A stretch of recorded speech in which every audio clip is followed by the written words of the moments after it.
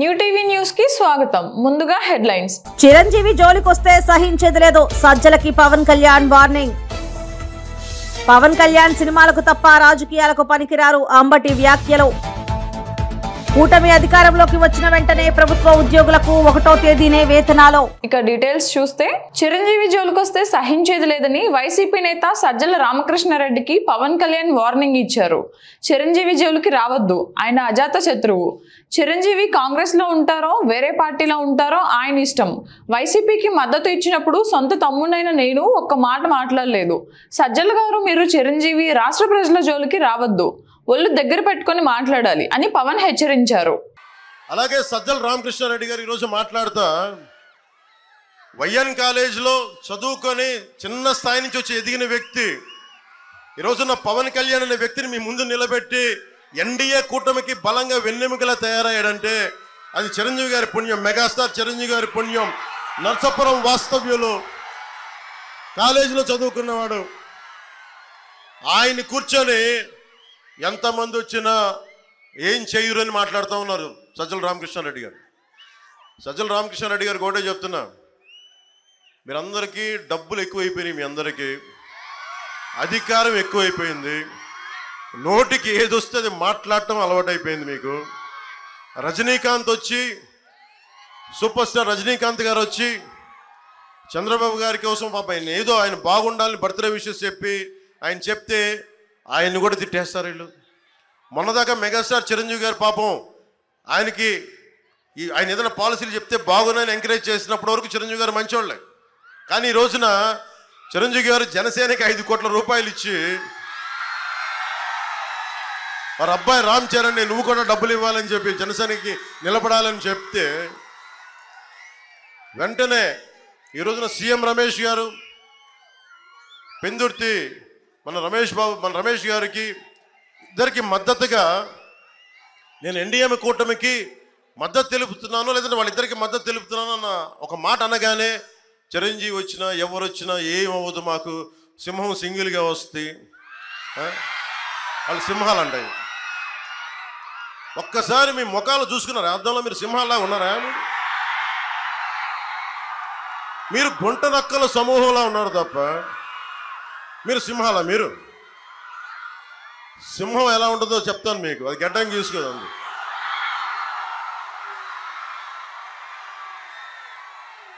సింహమే మీతో పోరాడింది అంటే గుంట నక్కలు, హైనాలు, తోడేళ్ళు ఎన్ని వచ్చినా మేము సింగిల్గా వస్తా ఉంటే, బాబు సజ్జల రామకృష్ణారెడ్డి నీకు నా సంగతి తెలియదు. నీకు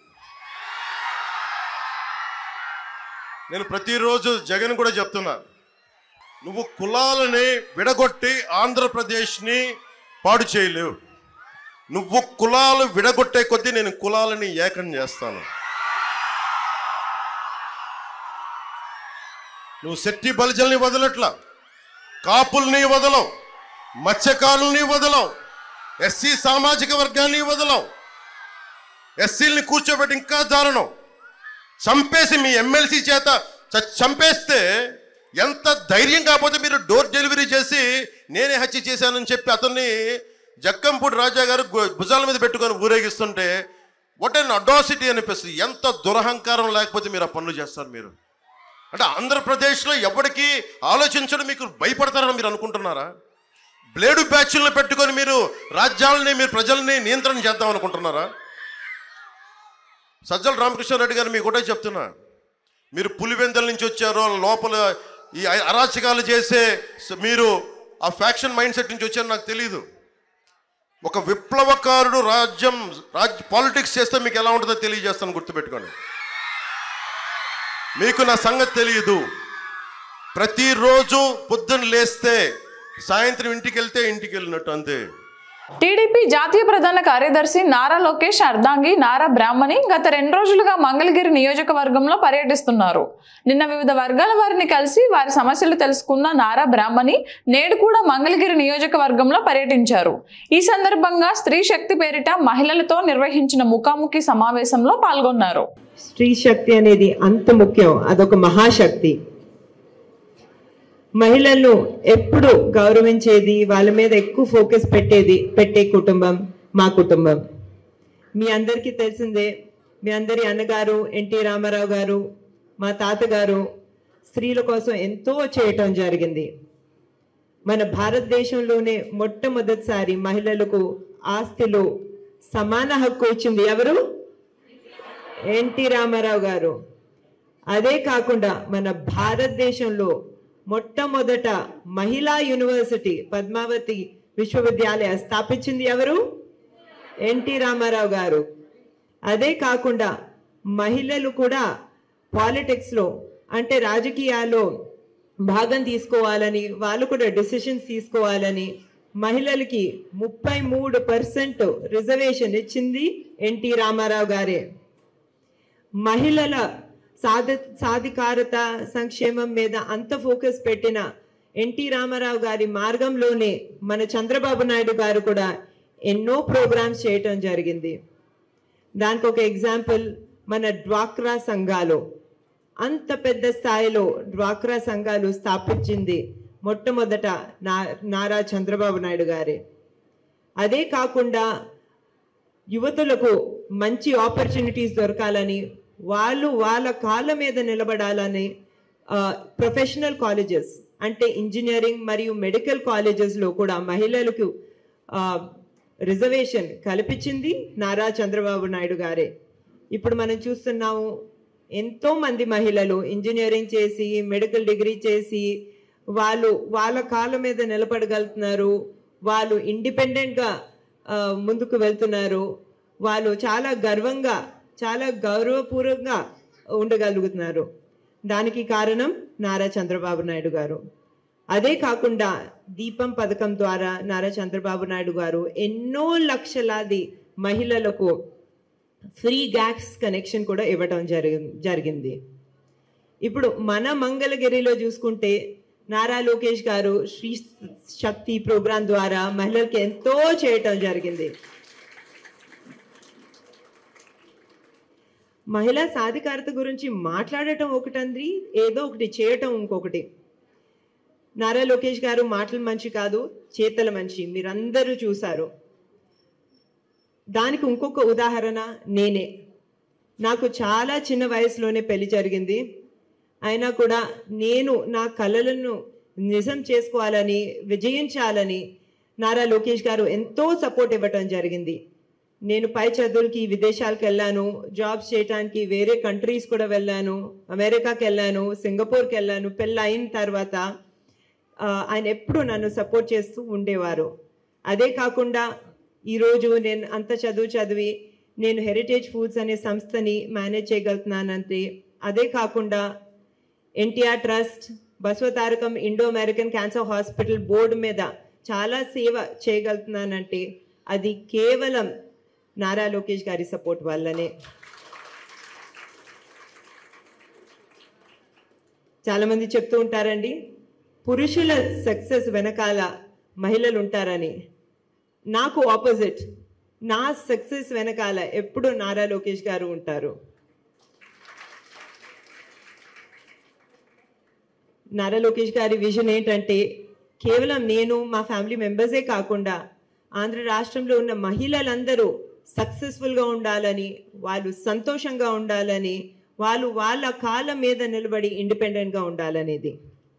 పిఠాపురం ఎండపల్లిలో జనసేన ప్రధాన అధ్యక్షులు నాగబాబు ఎన్నికల ప్రచారంలో భాగంగా ప్రజలతో ముఖాముఖి సభ ఏర్పాటు చేశారు. ప్రజల డబ్బును ప్రజలకు ఇవ్వడం కోసం తన సొంత డబ్బును ఖర్చు పెట్టి పోరాటం చేస్తున్న నాయకుడు పవన్ కళ్యాణ్ అని, ఆయనకు ఓటు వేసి గెలిపించాలి అని కోరారు. పవన్ కళ్యాణ్ లోకల్ కదా, నాన్ లోకల్, అతను ఏం పని చేస్తాడు, మీకేం ఉపయోగపడతాడు, ఇక్కడ గెలవంగానే వెళ్ళిపోతాడని వీళ్ళందరికీ మీకు అందరికి జ్ఞాపకం ఉండే ఉంటుంది. మీరు అందరికీ మర్చిపోయి ఉంటారు. అనేక ప్రాంతాల్లో, ఆంధ్రప్రదేశ్లో ఎన్నో ప్రాంతాల్లో రైతులు ఆత్మహత్య చేసుకుంటే ఒక 30 కోట్ల రూపాయలు 3,000 మంది రైతులకి ఒక్కరికి ₹1,00,000 చొప్పున ఇచ్చినప్పుడు ఏ ప్రాంతానికి, ఏ కులానికి, ఏ మతానికి ఇచ్చాడు? ప్రతి వాళ్ళకి ఇచ్చాడు. అది మా లోకల్ ప్రాంతం కాదే. ఇప్పటం అనే గ్రామంలో ఎంతో కోఆపరేషన్ చేసి మాకు నిలబడినందుకు వాళ్ళ ఇల్లు కూలగొట్టేస్తే వాళ్ళ కోసం వెళ్ళాడు. ఇప్పటం మా సొంత గ్రామం కాదే.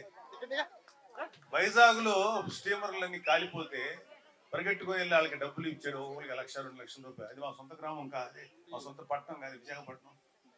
సో ఇక్కడ ఎవరికి పట్టణం ఏంటి, లోకలా నాన్ లోకల్ కాదు, నువ్వు పని చేసావా పని చేయలేదా అనేది జనం చూస్తాను. జనసేన, టీడీపీ, బీజేపీ కూటమి ప్రభుత్వం బల్ల గుద్ది విజయం సాధించబోతుంది. ఇది వరకు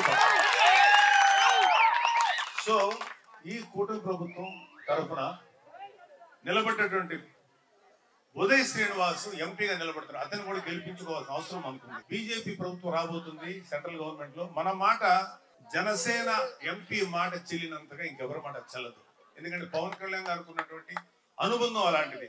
మోడీ గారితో కానీ, అమిత్ షా గారితో కానీ, నడ్డా గారితో కానీ. మోడీ గారు ఒక మాట అన్నారు పవన్ కళ్యాణ్ గురించి, నేను ఈ దేశాన్ని ఎంత ప్రేమిస్తానో పవన్ కళ్యాణ్ గారు ఆంధ్రప్రదేశ్ అంత ప్రేమిస్తారు, అందుకని అంటే నాకు చాలా గౌరవం. మోడీ గారు పవన్ కళ్యాణ్ గారు కనపడినప్పుడల్లా చిరునవ్వు నవ్వుతాడు, ఆనందంగా చూస్తారు. అదే జగన్ గారు కనపడితే తొందరగా పని అయిపోతే వెళ్ళిపోతే మీరు చాలా సార్లు గమనించుంటారు. సరే వచ్చా ఏంటి ఇంక అయిపోయిందా పని, ఓకే బాయ్. పవన్ కళ్యాణ్ గారు వస్తే ఆప్యాయం దగ్గర తీసుకుంటారు. ఎందుకంటే ఒక మంచి వ్యక్తి, ఒక గొప్ప దేశభక్తుడికి ఇంకొక దేశభక్తుడే నచ్చుతాడు. ఒక దేశభక్తుడికి లేదా ఒక మంచి వ్యక్తికి, దేశాన్ని బాగు చేస్తున్న వ్యక్తికి ఒక లంచగొట్టి ఒక కరప్షన్ చేసేవాళ్ళు నచ్చరు. ఎప్పుడు కూడా పవన్ కళ్యాణ్ గారు ఒక మాట చెప్తారు, నేను వీళ్ళకి నాయకుడిని నేను ఎప్పుడు చెప్పను, నేను వీళ్ళకి సేవ చేయడానికి వచ్చిన నాయకుడిని అంటారు. తన డబ్బుని మీకు ఇచ్చేవాడు, మీ డబ్బును మీకు పదిలంగా ఎలా ఇవ్వాలని ఆలోచిస్తారు తప్ప ఈ డబ్బుని ఎలా నొక్కాలో ఆలోచిస్తారు. మీరందరూ కూడా 2019లో వాళ్ళ నాన్నగారిని చూసి, రాజశేఖర రెడ్డిని చూసి జగన్మోహన్ రెడ్డి ఓటేశారు. కానీ ఒక్కసారి మీ పిల్లల ముఖం చూసి పవన్ కళ్యాణ్ గారిని ఓటేయండి. Thank you very much. జై జనసేన, జై తెలుగుదేశం, జై బీజేపీ, జై హింద్. నెల్లూరు జిల్లా సర్వేపల్లి నియోజకవర్గం పొదలకూరులో టీడీపీ నిర్వహించిన సభకు ప్రజలు రాకపోతే ఆ పార్టీ అధినేత చంద్రబాబు నాయుడు తనపై ఆరోపణలు చేశారంటూ మంత్రి కాకాని గోవర్ధన్ రెడ్డి మండిపడ్డారు. ఆ సభలో సోమిరెడ్డి ఇచ్చిన స్క్రిప్ట్ను చంద్రబాబు నాయుడు చదివి వెళ్లారని అన్నారు. చంద్రబాబు నాయుడు గారు ఆయన గళం ఇప్పడానికి ప్రజల ముందు ప్రజాగళం అని పొదలకూరు సర్వేపల్లి నియోజకవర్గంలో పొదలకూరు మండలంలో మండల కేంద్రంలో పర్యటించాడు. సరే, భారీ బహిరంగ సభ అన్నారు. ముందేమో వచ్చేటువంటి జనం పట్టరు, పొదలకూరు సరిపోదు, కిటకిటలాడతాయని చెప్పి 3 కోట్ల జంక్షన్ ఒకటి ఏర్పాటు చేసాం. ఆడైతే ఇటు పక్కకు పోయినా కూడా ఇబ్బంది లేకుండా ఉంటుందని ఒక జంక్షన్ ఫస్ట్ చెప్పారు, గేట్ సెంటర్ అని. ఆ తర్వాత ఇక్కడ అంత స్పందన లేదు జనాలని రోడ్డు మీద పెట్టారు. అంటే ఆ జంక్షన్ నుంచి వెనక్కి తీసుకెళ్లారు. చంద్రబాబు నాయుడు షెడ్యూలు 2:40 షెడ్యూల్, 3 గంటలకు సభ ప్రారంభమవుతుందని. పాపం చంద్రబాబు నాయుడు గూడూరులో ప్రోగ్రాం ఏమో అయిపోయింది. దాదాపుగా 1:30 గంట హెలికాప్టర్ ఎక్కకుండా అక్కడ ఎదురుచూపులు చూశాడు, జనం రాలేదు. అక్కడ ఈరోజు కూడా మీడియాలో కూడా పోస్టింగ్స్ వచ్చాయి. 3 గంటలకు చంద్రబాబు నాయుడు చెప్పినటువంటి జనానికి కనీసం 100 మంది లేరు. ఆ టయానికి 100 మంది లేరు. చంద్రబాబు నాయుడు చెప్పినటువంటి 3 గంటల సమయానికి సభా ప్రాంగణంలో 100 మంది కూడా లేరు. ఇది బహిరంగ రహస్యం. చంద్రబాబు నాయుడు సరే నా గురించి అనేక రకాలైనటువంటి మాటలు మాట్లాడాడు. దాంతోపాటు ఆయన మదన కామరాజును తీసుకొచ్చి ఆయన కోట్లేసి గెలిపించండి అని చెప్పాడు, అది వేరే విషయం. నేను చెప్పేది చంద్రబాబు నాయుడికి పొదలకూరు మండల కేంద్రంలో గరిష్టంగా వచ్చినటువంటి జనం 1500 మంది లిబరల్గా వేసుకుంటే. రాష్ట్రానికి ముఖ్యమంత్రిగా ఉండేటువంటి వాడు తల నేరుగా ఆ ప్రజల ముందే నాకు ఇంత దారుణంగా ఉందా పరిస్థితి అని చెప్పి బాదుకుని వెళ్ళాల్సినటువంటి వాడు నిస్సిగ్గుగా చంద్రబాబు మాట్లాడేటప్పుడు 500 మంది లేకపోయినా రకరకాలైనటువంటి వ్యాఖ్యలు చేసి వెళ్ళడం జరిగింది. దురదృష్టం ఏమిటంటే చంద్రమోహన్ రెడ్డి నిద్రలేస్తే ఏదైతే మాట్లాడుతున్నాడో అదే మాటలు ఆయన పాపం బుక్లో రాసుకున్నట్టుకున్నాడు సోమిరెడ్డి, ఆ బుక్ ఇచ్చినట్టుకున్నాడు చంద్రబాబు నాయుడికి. ఆ బుక్ చూసుకొని మాట్లాడాడు అతను. నేను చెప్పేది సరే, నువ్వు ఎట్టంటాడైనా 3 సంవత్సరాలు రాష్ట్రానికి ముఖ్యమంత్రిగా పనిచేసావు, మరీ చంద్రబాబు నాయుడు సోమిరెడ్డి స్థాయికి దిగజారిపోతే ఎట్లా? మరి అసహ్యంగా ఉంది కదా. సోమిరెడ్డి స్థాయిలో ఉన్నాడు. సరే చంద్రబాబు పెద్ద స్థాయి ఉన్నాడు అంటే చంద్రబాబుకి ఏం పెద్ద స్థాయి లేదు. రామారావు పిల్లల్ని బట్టి చంద్రబాబు స్థాయి పెరిగింది తప్ప, ఈ రాష్ట్రానికి చంద్రబాబుకి వెన్నుపోటు, రామారావుకి వెన్నుపోటు పడిచి ముఖ్యమంత్రి కాగలిగాడు తప్ప, రామారావు స్థాయి ఏం పెద్ద స్థాయి ఏం కాదు, చంద్రబాబు నాయుడు స్థాయి. కాబట్టి అయినా సరే 3 సంవత్సరాలు రాష్ట్రానికి ముఖ్యమంత్రిగా పనిచేసినటువంటి వాడు ఇక్కడికి వచ్చినప్పుడు వాస్తవాలు తెలుసుకోవాలి, ఏమి జరిగిందనేటువంటి దాని మీద మాట్లాడాలి. చంద్రబాబు నాయుడు అనేటువంటి వ్యక్తి చంద్రమోహన్ రాసిచ్చిన స్క్రిప్ట్ను వల్లి వేసిపోతే రోజు వాట్సాప్లో వచ్చినటువంటివన్నీ ప్రింట్అవుట్ తీసుకొని చదివిపోయినట్టుగా ఉంది తప్ప కొత్తగా ఏదీ మాట్లాడినటువంటి పరిస్థితి లేదు. అనేక రకాలైనటువంటి అభియోగాలు చేశాడు నా మీద, అనేక రకాలుగా మాట్లాడాడు. పాపం మన మదన్ కామరాజుని తీసుకొచ్చి ఇది ఉంటుంది కదా, ఏది పాముని కొట్టి చంపి తోలుతోటి ఒలిచేస్తే ఆ ఒలిచినటువంటి తోలు తీసుకొచ్చి దీనికి ప్రాణం పోస్తే ఇది కాటేస్తే మనిషి బతకడం అని చెప్పేసి పెట్టి చంద్రబాబు. మాజీ ముఖ్యమంత్రి చంద్రబాబు నాయుడు అధికారం కోసం ఎంతకైనా దిగజారుతారని వైసీపీ నేత అంబటి రాంబాబు మండిపడ్డారు. పవన్ పై అంబటి విమర్శలు గుప్పించారు. పవన్ కళ్యాణ్ సినిమాలకు తప్ప రాజకీయాలకు పనికిరారు అని, ఒకరోజు ప్రచారం చేస్తే రెండో రోజు జ్వరం అని ఇంట్లో పడుకుంటాడు అని విమర్శించారు. ఇప్పుడు కూడా అనారోగ్యంతోనే ఉంటాడు. మీరు చూశారుగా, మన జ్వరం వచ్చిందని పిఠాపురం వదిలేసి హైదరాబాద్ వెళ్ళిపోయాడు. ఆయనకి ఎప్పుడు జ్వరం వస్తానే ఉంటుంది. నేను చాలా సందర్భాల్లో చెప్పా, పవన్ కళ్యాణ్ అనేటువంటి వ్యక్తి సినిమాల్లో పనికొచ్చాడేమో కానీ రాజకీయాల్లో పనికొచ్చేటటువంటి వ్యక్తి కాదు అని. ఒక పట్టుదల ఉండాలి, ఒక విశ్వాసం ఉండాలి. ఆ పట్టుదల విశ్వాసం ఉన్నది ఒక్క జగన్మోహన్ రెడ్డి గారికి ఈ రాష్ట్రంలో తప్ప మరెవరికి లేదని కూడా ఈ సందర్భంగా నేను మనవి చేస్తున్నాను. ఎంత విచిత్రం ఏంటంటే, రాళ్ళు పెట్టి జగన్మోహన్ రెడ్డి గారిని కొడుతుంటే ఆయన పువ్వులాగా భావిస్తున్నాడు, నవ్వుతూ వెళ్తున్నాడు. గాయమైతే కట్టుకొని ఒక్కరోజు రెస్ట్ తీసుకొని మళ్ళా తన ప్రయాణాన్ని కొనసాగించినటువంటి రాజకీయ వీరుడు జగన్మోహన్ రెడ్డి గారు. మనకు అసలు రాళ్ళు సంగతి దేవుడు, పూలేస్తే రాళ్ళు లేకపోతే తగులుతాయి అంట ఆయన. చిత్రమైన విషయం, పూలేది వద్దు అవి రాళ్ళు అవుతాయి అనేటువంటి పరిస్థితుల్లోకి వచ్చారు. నేను మనవి చేస్తున్నా, జగన్మోహన్ రెడ్డి గారికి రాళ్ళు వేసిన పువ్వులుగా భావించే గుండె ధైర్యం కలిగినటువంటి వ్యక్తి జగన్మోహన్ రెడ్డి గారు. పువ్వులు వేసిన రాళ్లుగా భావించే వ్యక్తి పవన్ కళ్యాణ్ గారు. వీళ్ళిద్దరిలో ఎవరు రాజకీయాలకు పనికొస్తారో ఒక్కసారి ఆలోచించుకోండి.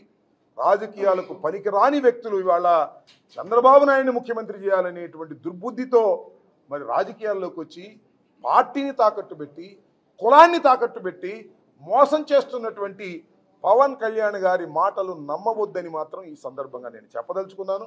నేను చాలాసార్లు చెప్పా, రాష్ట్రం అంతా తిరుగుతూ చెప్పా, పవన్ కళ్యాణ్ నమ్ముకుని రాజకీయాలు చేస్తే కుక్కతోక పట్టుకొని గోదావరి ఇదినట్టేనయ్యా నేను చాలాసార్లు చెప్పా. ఇప్పుడు గోదావరి జిల్లా వాళ్ళు ఫోన్ చేసి చెప్తున్నారు, నువ్వు చెప్పింది నిజమేనన్నాను. మా వాళ్ళే, మేము నమ్మలేదు, మేము నమ్మాము, మేము పవన్ కళ్యాణ్ నమ్మాము, ముఖ్యమంత్రి అవుతాడు అనుకున్నాము. 24 తీసుకున్నప్పుడే మేము చాలా బాధపడ్డాము. ఆ 24 సంగతి దేవుడు మళ్ళీ 21 చేశాడు, ఆ 21కి బాధపడ్డాము. ఆధారపడి 21 జనసేన వాళ్ళకి ఇచ్చారంటే అవి కూడా కాదు, తెలుగుదేశం వాళ్ళు చేర్చుకుని వాళ్ళకి టికెట్లు ఇచ్చాడు. ఏమిటి కర్మ, ఏమిటి పార్టీ కర్మ అనేటువంటి మాట ఇవాళ పవన్ కళ్యాణ్ గారిని ప్రేమించినటువంటి కాపు సోదరులే అనుకుంటున్నటువంటి ఒక పరిస్థితి వాళ్ళు ఏర్పడిందంటే ఎంత దగాపడ్డారో కాపు సోదరులు ఒకసారి ఆలోచించుకోమని మనవి చేస్తున్నా. అయ్యా మీరు జన సైనికులా లేక చంద్ర సైనికులా తేల్చుకోండి అయ్యా. మళ్ళా చంద్రబాబును ముఖ్యమంత్రి కావడం కోసం ఆయన పల్లకి మీరు ఎందుకు మోయాలో జన సైనికులు ఆలోచించుకోవాలని మనవి చేస్తున్నా. ఇక్కడున్న జన సైనికులేమో సర్దుకుంటున్నట్టు రాజీనామా చేశారు. ఒక ఆయన చాలా కష్టపడ్డాడు, పేరు ఎందుకు చాలా కష్టపడ్డాడు, చాలా డబ్బులు ఖర్చు పెట్టాడు, పవన్ కళ్యాణ్ కోసం యాగాలు చేశాడు, అన్నీ చేశాడు.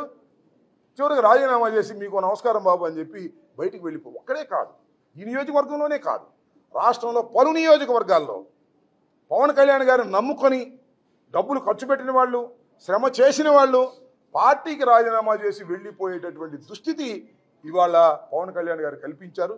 కాబట్టి పవన్ కళ్యాణ్ గారు రాజకీయ నాయకుడుగా కాదు, ఇక ముందు కాలేడని సందర్భంగా చెప్పదలుచుకున్నాను. తనతో పాటు సీఎం అర్హత మంత్రి కోమటిరెడ్డి వెంకటరెడ్డికి ఉందని సీఎం రేవంత్ సంచలన వ్యాఖ్యలు చేశారు. కోమటిరెడ్డి సోదరులతో కలిసి భువనగిరిలో ఇవాళ సీఎం ఎన్నికల ప్రచారం నిర్వహించారు. ఈ సందర్భంగా ఆయన మాట్లాడుతూ వెంకటరెడ్డి నిజమైన పోరాట యోధుడు అని కొనియాడారు. కేసీఆర్ లాగా నకిలీ ఉద్యమం నడిపించలేదని అన్నారు.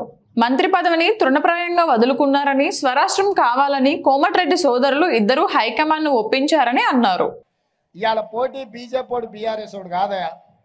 ఆ పక్కల నల్లగొండలో ఉత్తమ్ కుమార్ రెడ్డి గారు, జానారెడ్డి గారు ఉన్నారు. మరి పక్కన కోమటిరెడ్డి వెంకటరెడ్డి గారు, కోమటిరెడ్డి రాజగోపాల్ రెడ్డి గారు ఉన్నారు. వీళ్ళిద్దరూ డబుల్ ఇంజన్ కాంగ్రెస్ కు. రాజగోపాల్ వెంకటరెడ్డి కాంగ్రెస్ కు డబుల్ ఇంజన్. ఇవాళ డబుల్ ఇంజన్ మాట ఇచ్చింది 3 లక్షల మెజార్టీ తెచ్చి చామల కిరణ్ ఇవాళ ఎంపీగా ఎన్నుకుంటామని. చామల కిరణ్ అత్యధిక మెజార్టీతో గెలిపించండి. మీ మూసీ ప్రాజెక్టు పూర్తి చేసే బాధ్యత 50,000 కోట్లతో మూసీ ప్రక్షాళన చేసి నల్గొండ జిల్లాకు కాలుష్యం నుంచి విముక్తి కలిగించే బాధ్యత నాది. గంధమల్ల ప్రాజెక్టును పూర్తి చేసే బాధ్యత నాది. బ్రాహ్మణ వెళ్ళి ఎంకన్న సొంతూరులో ప్రాజెక్టును పూర్తి చేసే బాధ్యత నాది.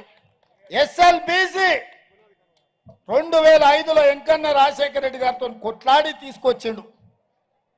34 కిలోమీటర్లు మొత్తం సొరంగం దువ్విండ్రు. ఇంకా 10 కిలోమీటర్లు దువ్వితే పూర్తయ్యేదాన్ని దరిద్రుడు 10 ఏళ్ళ నుంచి తవ్వకుట్టి ఇడిచిపెట్టాడు. ఇవాళ నల్గొండ ఫ్లోరైడ్ ఎవరి పాపం? నీ పాపం కాదా? 10 ఏళ్ల కింద ఒకవేళ తెలంగాణ రాగానే ఎస్ఎల్బి పూర్తి చేసి ఉంటే 3 లక్షల ఎకరాలకు సస్యశ్యామలమై ఫ్లోరైడ్ భూతం శాశ్వతంగా భూస్థాపితమైతుండే. ఎస్ఎల్బిసిని పండబెట్టింది నువ్వు కాదా సన్నాసోడా అని నేను అడుగుతున్నా.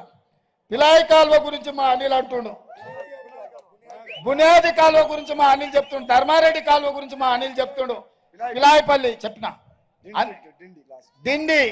ఈ ప్రాజెక్టులన్నీ మరి పూర్తి చేయాలి. 4.5 ఏళ్ళు మనమే ఉంటాం కదా మిత్రులారా.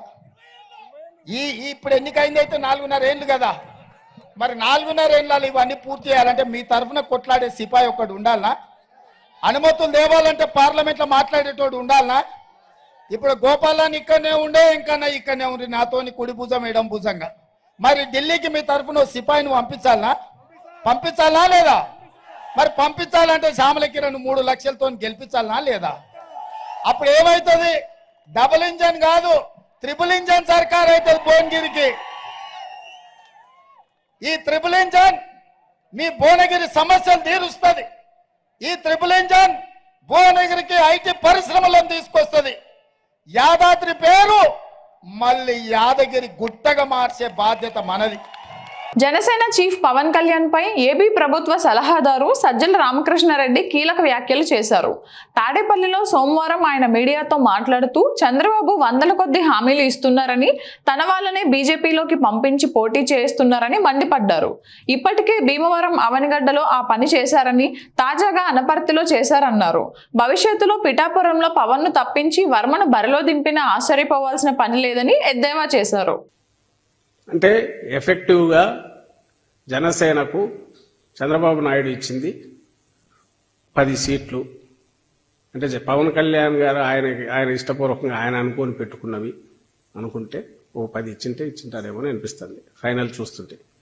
ఇంకా బీఫామ్స్ ఎవరైనా ఇవ్వకపోతే అవి మారుస్తారేమో. ఏదో తిరుపతి అంటున్నారు, మరి అది ఎంతవరకు? ఒకవేళ ఇప్పుడున్న అభ్యర్థిని మార్చి టీడీపీ అభ్యర్థిని జనసేనలోకి తెచ్చి జనసేనలో వేస్తారని, అది కూడా అయితే ఇంకొకరు యాడ్ అవుతారు. పిఠాపురంలో కూడా పవన్ కళ్యాణ్ తిరగాల్సి ఉంటుందని చెప్పి తీసి వర్మని ఆయనకి ఇస్తే, పవన్ కళ్యాణ్ రాష్ట్రమంతా తిరగాల్సిన బాధ్యత నాకుంది కదా, జగన్మోహన్ రెడ్డి గారి పాలనను మార్చాలా, చంద్రబాబును తీసుకురావాలనే పవిత్ర కర్తవ్యం నాకుంది కదా, నేను రాష్ట్రమంతా తిరగాలి కదా అని పవన్ కళ్యాణ్ గారు అనుకుంటే, అలా అనుకున్నట్టు చంద్రబాబు చేస్తే బహుశా పిఠాపురం కూడా జనసేన తరఫున పెట్టొచ్చాము. ఎవరిని? ఇప్పుడు టీడీపీ నాయకుడిగా టికెట్ కోసం ట్రై చేసిన వ్యక్తిని పెట్టి ఆయన కూడా నుంచి తప్పుకోవచ్చాము.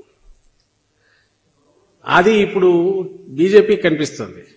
బీజేపీలో కూడా ఆ అభ్యర్థిని అక్కడ ఇప్పుడున్న బీజేపీ అభ్యర్థిని, సీటేమో టెక్నికలీ బీజేపీకి ఉండాలి, అభ్యర్థి మాత్రం టీడీపీ వాడు రావాలి. అది కోరుతున్నది ఎవరు? వార్తలు వస్తున్న దాని ప్రకారం చంద్రబాబు నాయుడు గారు వదిన గారు ఎవరైతే బీజేపీలో ఉన్నారో, బీజేపీ అధ్యక్షురాలు ఉండడం కాదు, ఆమె రాజమండ్రి నుంచి పోటీ చేస్తారు కాబట్టి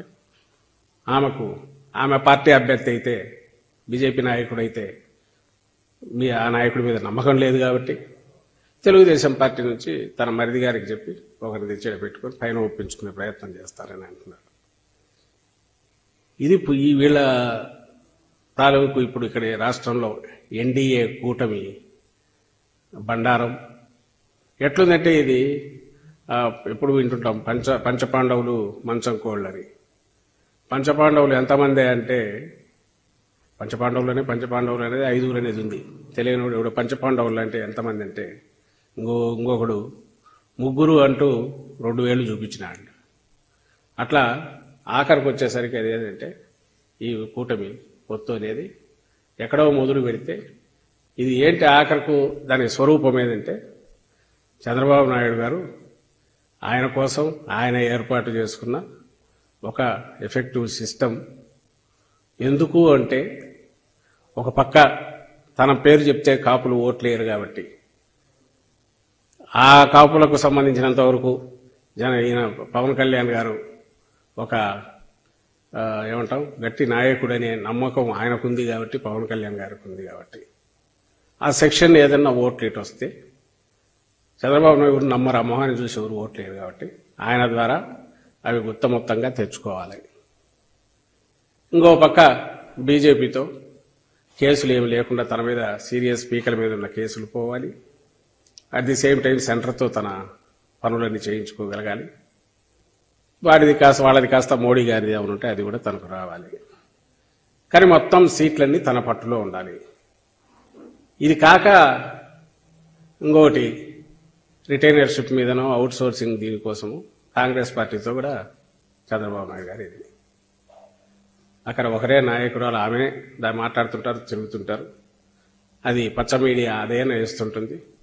ఆమెకు పేటెంట్ రైటు ఓ సబ్జెక్ట్ మీద మాత్రమే వ్యక్తిగతమైనది ఇచ్చి ఆమెను రాష్ట్రం మీదకి వదిలారు. ఎవరు? చంద్రబాబు నాయుడు. అది కూడా ఆయనే. బహుశా ఈయన మహిమ చంద్రబాబు నాయుడు గారి దీన్ని చూస్తే అంటే ఓ పక్క ఇటు బీజేపీతో, ఇంకో పక్క కాంగ్రెస్తో, అలాగే పవన్ కళ్యాణ్ గారి భుజాల మీద ఎక్కి తన విశ్వరూపం ఆయన చూపిస్తున్నది చూస్తే ఆ మోడీ గారికి ఆయనకు తెలిసినట్లే ఈయన పెట్టుకుంటే అక్కడ నేషనల్ లెవెల్లోనే బీజేపీని కాంగ్రెస్ను కూడా ఓ దగ్గరికి చేర్చగలిగిన సత్తా ఆయనకున్నట్టుంది. మరి ఎందుకు వాడుకోవట్లేదు తెలియదు. కానీ ప్రభుత్వ ఉద్యోగులకు టీడీపీ జాతీయ ప్రధాన కార్యదర్శి నారా లోకేష్ కీలక హామీ ఇచ్చారు. టీడీపీ కూటమి అధికారంలోకి వచ్చిన వెంటనే ప్రభుత్వ ఉద్యోగులకు 1వ తేదీనే వేతనాలు ఇస్తామని ప్రకటించారు. మంగళగిరిలోని కాజాలో నారా లోకేష్ మాట్లాడుతూ ప్రభుత్వాలు మారినప్పుడల్లా రాష్ట్రం నుంచి పరిశ్రమలు తరలిపోకుండా ప్రత్యేక చట్టం ఏర్పాటు చేస్తామని తెలిపారు. పారిశ్రామికవేత్తలకు ఇచ్చే రాయితీలను చట్టబద్ధం చేస్తామన్నారు. 5 సంవత్సరాల్లో 20 లక్షల ఉద్యోగాలు కల్పిస్తాం. మీరందరూ ఈరోజు రూపాయి జమ చేర్చి లక్షల అప్పు చేసే పిల్లలు చదివించారు. చదువుకుని బయటకు వచ్చే సమయానికి ఉద్యోగాలు లేని పరిస్థితి. అందుకే మన ప్రాంతానికి మనం ఉద్యోగాలు తీసుకురావాల్సిన అవసరం ఉంది. 20 లక్షల ఉద్యోగాల కల్పన అనేది మా లక్ష్యం. అది చేసి తీరుతామని ఈ సభాముఖులు అందరికీ మీ లోకేష్ హామీ ఇస్తున్నాడు. ప్రాంతానికి వచ్చగల ప్రధానమైన సమస్య డ్రైనేజ్. మన మురికి నీళ్ళంతెళ్ళి పంట పొలాల్లోకి వెళ్తున్నాయి. వాళ్ళకి మనకి గొడవ. రైతులు కూడా వచ్చి నాకు చెప్పారు, బాబు మాకు సమస్య ఉందని. దీనికి శాశ్వత పరిష్కారం చూపించాలి. అది భూగర్భ డ్రైనేజ్. మన ప్రభుత్వం వచ్చినట్టుగా భూగర్భ డ్రైనేజ్ చేసే బాధ్యత నేను తీసుకుంటాను తల్లి. 2వది నీరు. పక్కనే కృష్ణమ్మ ఉంది. ఆ నీరుని శుద్ధి చేసి ఆ నీరు మనం ఇంటికి అందించవచ్చు. గతంలో ప్రాజెక్ట్ ప్రారంభించాం, ఈ ప్రభుత్వం ఆ ప్రాజెక్ట్ ఆపేశాం. సో మన ప్రభుత్వం అధికారులకు వచ్చిన వెంటనే కృష్ణమ్మ జలాన్ని శుద్ధి చేసి ఆ నీరుని మన గడపకి అందించే బాధ్యత నేను తీసుకుంటానని ఈ సభకు హామీ ఇస్తున్నాం. అమ్మా, మంగళగిరి నియోజకవర్గాన్ని నాకు విషయం ఉంది. ఒక యూనిట్ గా తీసుకోవాలి తల్లి మన ప్రాంతాన్ని. ఆ యూనిట్ అన్ని మౌలిక సదుపాయాలు కల్పించాలి తల్లి. ప్రాథమిక ఆరోగ్య కేంద్రం నుంచి పార్క్ కానీ, పిల్లలు ఆడుకునేదానికి ప్లే గ్రౌండ్ కానీ ఏర్పాటు చేయాలి. ఒక మాస్టర్ ప్లాన్ నియమించి అవన్నీ చేయాలి తల్లి. ఆ యూనిట్ మనంతా జోన్ లో తీసుకుంటే పెద్ద పార్కులు ఏర్పాటు చేయాలి తల్లి. సో ఒక పకడబంది ప్లాన్ ఉంది. ఆ ప్లాన్ అమలు చేసే బాధ్యత మేము తీసుకుంటాం. ఇంతేకాదు మంగళగిరిలో స్వర్ణకారులు ఎక్కువ. ఆ వృత్తి మీద చాలా మంది ఆధారపడి ఉన్నారు. వచ్చే 5 సంవత్సరాలు వాళ్ళు ఆదుకోపోతే చేనేత పరిశ్రమ ఎట్లయితే ఉందో అదే విధంగా స్వర్ణకారుల పరిస్థితి కూడా కాబోతుంది. ఒక ఆలోచనతో దక్షిణ భారతదేశానికి గోల్డ్ హబ్ గా మంగళగిరి తీర్చిదిద్దాలని మేము ముందరికి వెళ్తున్నాం. ఒక 50 నుంచి 100 ఎకరాల భూమిలో ఒక సెజ్లాగా ఏర్పాటు చేసి కొత్తగా ఒక 30 నుంచి 40 వేల మందికి ఉద్యోగాలు కల్పించాలనేది నా లక్ష్యంతో. మనం చూస్తున్నాం తనీష్కి వచ్చింది, జాయ్ ఎలక్ట్రానిక్స్ వచ్చినాయి, ఇట్లా అనేక కొత్త కొత్త కంపెనీలు వచ్చినాయి. వాళ్ళందరూ అమ్మే జ్యువెలరీ తయారు చేయాలంటే దాని కేర్ ఆఫ్ అడ్రస్ మంగళగిరి చేయాలనేది నా లక్ష్యంతో. వార్తలు ముగించే ముందు హెడ్లైన్స్ మరోసారి. చిరంజీవి జోలికొస్తే సహించేది లేదు, సజ్జలకి పవన్ కళ్యాణ్ వార్నింగ్. పవన్ కళ్యాణ్ సినిమాలకు తప్ప రాజకీయాలకు పనికిరారు, అంబటి వ్యాఖ్యలు. కూటమి అధికారంలోకి వచ్చిన వెంటనే ప్రభుత్వ ఉద్యోగులకు 1వ తేదీనే వేతనాలు. న్యూ టీవీ న్యూస్ ఇంతటితో సమాప్తం. తిరిగి రేపటి బులెటిన్ లో మళ్ళీ కలుద్దాం. అంతవరకు సెలవు. నమస్కారం.